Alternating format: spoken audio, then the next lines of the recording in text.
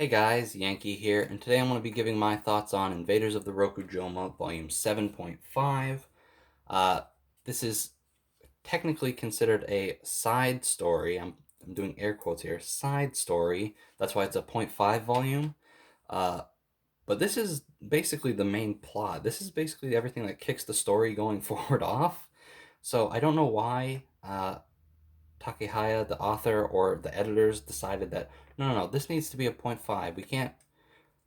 This can't just be 7, and then 8.5 can't just be 8. We have to sort of make it a point that these are side stories because they're not skippable. You need to read these if you want to understand what's going on. Um, so, anyway, the end of Volume 7 was Kotaro and Clan were fighting. Uh, Clan uses like space time repulsion bomb. I forget what it's called. Kotaro cuts it, it explodes. They both disappear for a minute, and then, like, again, a minute later, they're back. And this is sort of telling us what happened in that minute, because they were obviously different when they came back. Like, they were acting different. And so we find out that uh, Clan and Kotaro were basically thrown to the beginning of the universe, um, where they meet the mysterious woman from Volume 1. She finally comes back into this. Um, I'm pretty sure this is what this is supposed to be because she basically, well, first of all, they get blown to the beginning of the universe. There's nothing there except for like a consciousness that is sort of is awoken by them arriving, and she sort of protects them and goes to read like Kotaro's mind or memories, and sees that uh, I forget what she says exactly, but basically she says that she herself had put like locks on his memories so she can't see specific things. Um, and from Volume 1, after Kotaro met the girl, he doesn't remember it. So those memories of them meeting were sort of locked off. He was sent to the past and sort of basically creates this girl. Like, she takes form because she meets Kotaro and Clan. Um, anyway, so she does that. Well, she does that. She reads his memories, takes on a form, and then sort of sends them into the future. And where they arrive is not quite back to their time. It's like 2,000 years in the past. And they're not on Earth either. They're on Fourth Earth, which is the planet that Clan, Thea, and Ruth are all from. And so this volume is, what is it? The Silver Princess and the Blue Knight Part 1. Um, I always get the whether it's Silver Princess first or Blue Knight first, sort of confused. But it's the Silver Princess and the Blue Knight Part 1. And so this is sort of the events of the play that Thea wrote in volume, what is it, 4? And then volume 7. Um, this volume specifically covers what the first play covered in volume 4, not the second play in volume 7. And so basically, Kotaro and Clan arrive. Kotaro, in his Blue Knight attire, saves Princess Alea, um, the legendary Silver Princess from the plays.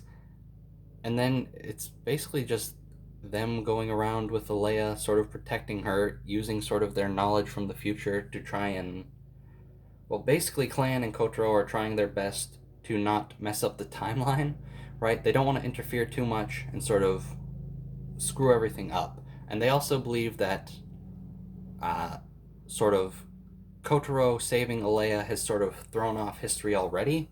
Um, and now Clan is trying to find the real Blue Knight to sort of get the real Blue Knight and Alea to sort of meet up. Um, and so that's sort of how Kotaro and Clan's sort of relationship starts, really, where it's basically a truce until they can get back to their time because they don't want to screw everything up, because they want to return to the time they've come through. Um, and also, the time travel is always a mess.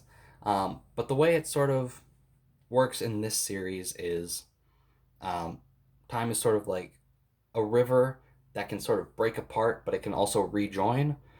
Um, so even if they have altered sort of time, like the timeline a little bit, if they can get everything back on track, there's a chance that they will rejoin with the timeline they're originally from.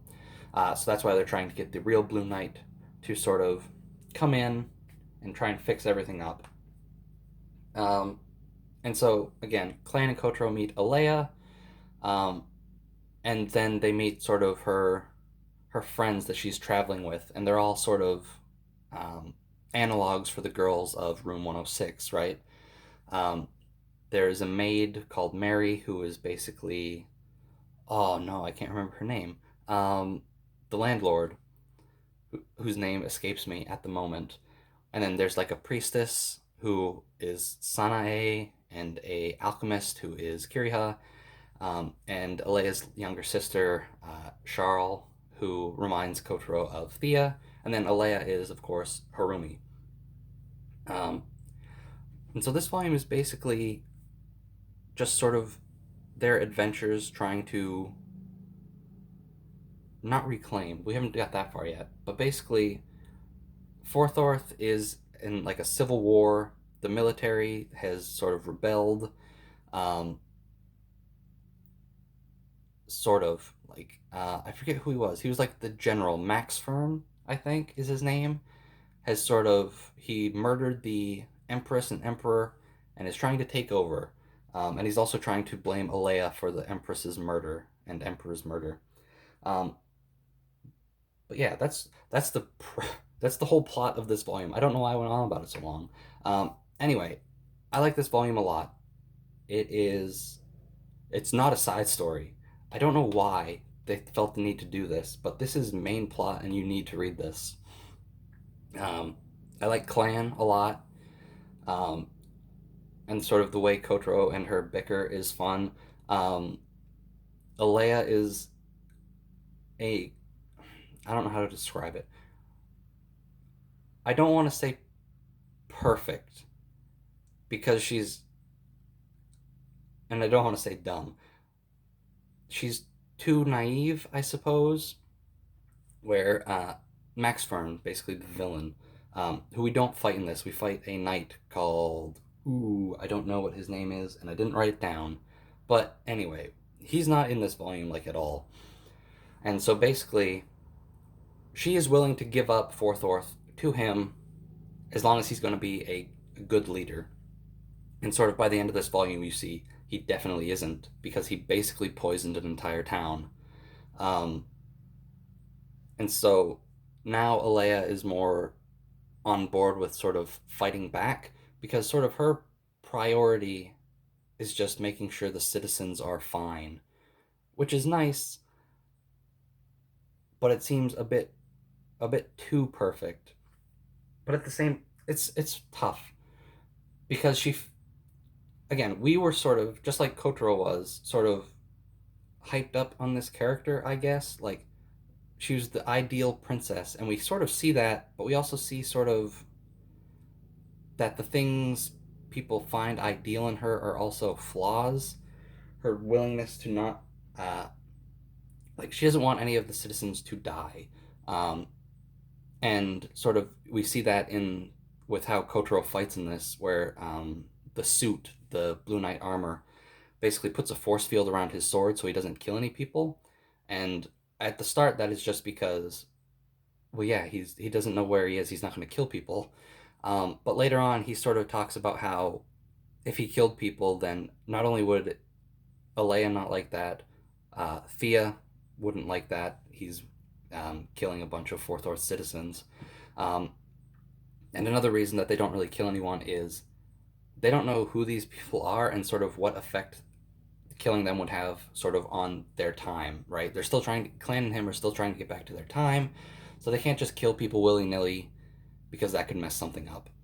Um, anyway, this is a good volume. This is a good volume. Uh, anyway, I'll see you guys next time.